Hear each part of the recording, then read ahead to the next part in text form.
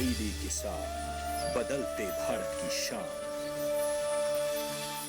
प्रधानमंत्री नरेंद्र मोदी की पहल पर संयुक्त राष्ट्र ने वर्ष 2023 को अंतर्राष्ट्रीय मिलेट ईयर घोषित किया है। सरकार की इस पहल से न्यूट्री सीरियल्स को लेकर देश विदेश में जागरूकता बढ़ने के साथ ही इनका निर्यात बढ़ने से देश के किसानों को कितना फायदा होगा और कृषि शिक्षा में मोटे अनाजों को लेकर किस तरह के प्रशिक्षण व शिक्षण पाठ्यक्रम चलाए जा रहे हैं, इस विषय पर हमारे संवाददाता ओपी यादव ने बात की भारतीय कृषि अनुसंधान परिषद के उप महानिदेशक कृषि शिक्षा डॉक्टर आरसी अग्रवाल से।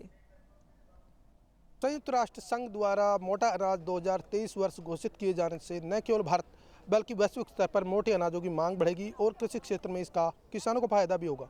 अभी इस विषय पर बात करने के लिए हमारे साथ मौजूद है भारतीय कृषि अनुसंधान परिषद के उप महानिदेशक शिक्षा डॉक्टर आरसी अग्रवाल। सर, कृषि शिक्षा में मोटे अनाजों का पढ़ाई आदिकाल से होती रही है, लेकिन प्रधानमंत्री नरेंद्र मोदी के बीते 8 साल के कार्यकाल देखें तो मोटे अनाजों को न केवल बढ़ा बल्कि इनके प्रसंस्करण और मूल्य संवर्धन को लेकर भी शिक्षा में कई तरह के कौशलयुक्त नवाचार किए हैं। किस तरह देखते हैं मोटे अनाजों को बढ़ावा देना?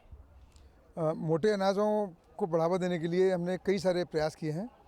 अभी जैसे हमारे माननीय प्रधानमंत्री जी भी कहते हैं कि आपको प्राकृतिक खेती की बात करते हैं, और प्राकृतिक खेती में अगर आप देखें तो सबसे ज़्यादा जोर जो है वो हम मोटे अनाज पर ही देते हैं, क्योंकि मोटे अनाज कम पानी में कम लागत में आपको पैदावार देते हैं। बस आपको ये कोशिश करनी है। हमारे जो कोर्सेज चलते हैं फूड टेक्नोलॉजी के, सभी विश्वविद्यालयों में, हमारे कृषि विश्वविद्यालयों में इसके फूड टेक्नोलॉजी के कोर्सेज चलते हैं, जहाँ पर बच्चे जो हमारा एक्सपीरियंशियल लर्निंग का कोर्स होता है उसमें कोशिश कर रहे हैं कि मिलेट बेस्ड किस तरह से नए नए प्रोडक्ट्स बनाए जाएं, और जब वो प्रोडक्ट्स ज़्यादा बनेंगे और हम लोग उसको अपने खाने में उतारेंगे तो इसकी डिमांड बढ़ेगी, किसान भी प्रोत्साहित होंगे, और शिक्षा में जो बच्चे हमारे काम कर रहे हैं उनको भी प्रोत्साहन मिलेगा कि वो मिलेट बेस्ड प्रोडक्ट्स बहुत सारे बनाएं। कौन कौन से कोर्सेज और किस तरह, अगर कोई किसान करना चाहे इस तरह का कि मोटे अनाज का प्रशिक्षण लेना चाहे, तो क्या व्यवस्था आपके यहाँ? हमारे किसी भी कृषि विज्ञान केंद्र पर या हमारे किसी भी कृषि विश्वविद्यालय में जाकर कोई भी किसान हमारे जो संबंधित वैज्ञानिक हैं या जो टीचर्स हैं उनसे संपर्क साध सकते हैं, और वो इसमें मोटे अनाज में किस तरह से मूल्य संवर्धन करना है, किस तरह से इसको और बढ़ावा देना है, किस तरह से खेती करनी है, उसके बारे में पूरी जानकारी देंगे। और इस पर बहुत सारे सर्टिफिकेट कोर्सेज और डिप्लोमा कोर्सेज भी अभी हम लोग शुरू कर रहे हैं। अभी करीब हमने जो 450 नए कोर्स शुरू किए हैं उसमें बहुत सारे फूड टेक्नोलॉजी से कनेक्टेड हैं, जिसमें मूल्य संवर्धन की बात हम करते हैं मिलेट्स में, मोटे अनाज में, और इससे भी मैं समझता हूँ कि एक बहुत बड़ा प्रोत्साहन हमारे बच्चों को और हमारे कृषि शिक्षा को मिलेगा।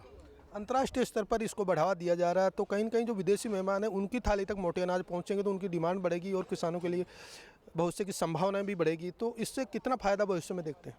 इससे मैं समझता हूँ कि अगर इसका निर्यात होता है,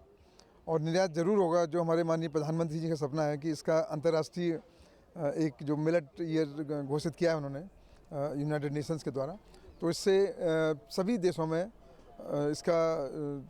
रिक्वायरमेंट बढ़ेगा, डिमांड बढ़ेगा,